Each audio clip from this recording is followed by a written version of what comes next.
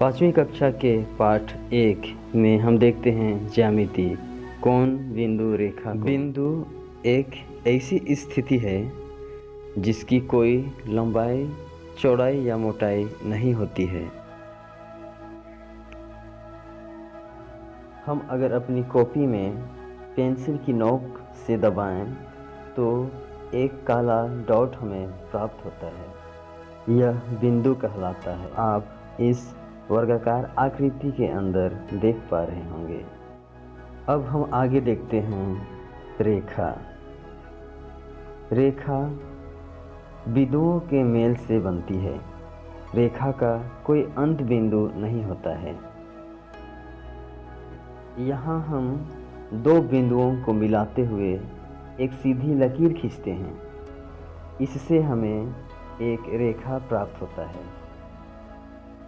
इस रेखा में हम देखें तो छोटे छोटे बिंदुओं का अनगिनत संख्या है। इस रेखा में छोटे छोटे बिंदुओं का अनेक संख्या है। इससे मिलकर के हमारा यह रेखा तैयार हुआ है, जो आप इस चित्र के माध्यम से देख पा रहे होंगे। अगर हम इसे एक सीध में अगर मिलाते जाएं तो हमें रेखा की आकृति प्राप्त होती है। इस चित्र के माध्यम से आप देख सकते हैं। रेखाखंड। रेखाखंड में देखा जाए तो इसमें दो बिंदुओं को मिलाने वाली रेखा जिनके दो अंत बिंदु होते हैं रेखाखंड कहलाता है। इसे हम चित्र के माध्यम से देख सकते हैं। यहाँ पर दो बिंदुओं को मिलाने वाली एक रेखा है और इन बिंदुओं से ही यह रेखा अंत हो रहा है। अब आगे हम देखें किरण। किरण में देखा जाए तो किसी एक बिंदु से प्रारंभ होकर बहुत दूर अनंत तक जाने वाली रेखा को किरण कहते हैं, जिसे हम इस आकृति के माध्यम से देख रहे हैं। किसी एक बिंदु से होता हुआ एक रेखा दूर अनंत तक जा रहा है। आगे देखते हैं कोणों को मापना। कोण को मापने के लिए हमें चांद की ज़रूरत होती है, जो हमारे ज्यामितीय बॉक्स में रहता है।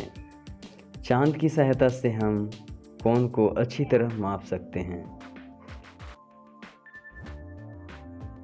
यहाँ पर हम CDB कोण को मापने जा रहे हैं। इसको मापने के लिए हमें चांद को अच्छी तरह उसके नीचे वाले रेखा में रखना पड़ेगा।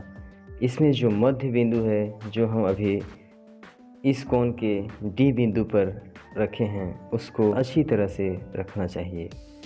इससे यह सही तरह से मापन हो सकता है।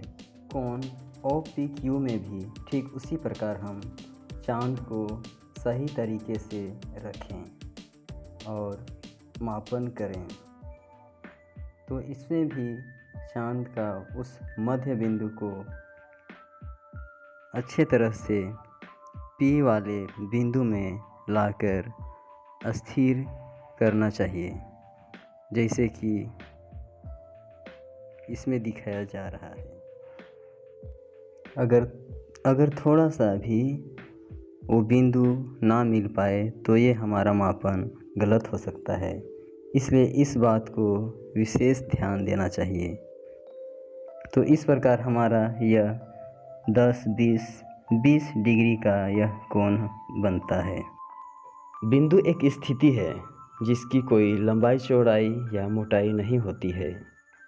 इसी प्रकार आगे देखें हम रेखा। रेखा बिंदुओं के मेल से बनती है। रेखा का कोई अंत बिंदु नहीं होता है। आगे देखेंगे हम रेखाखंड।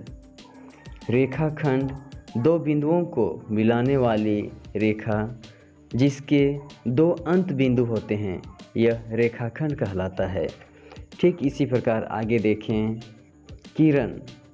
किरण किसी एक बिंदु से प्रारंभ होकर बहुत दूर तक अनंत जाने वाली रेखा किरण कहलाता है। टॉर्च की रोशनी भी किरण है। आगे हम देखिए कोण।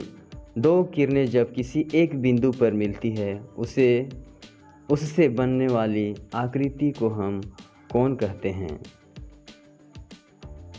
इसमें दो भुजाएं होती है।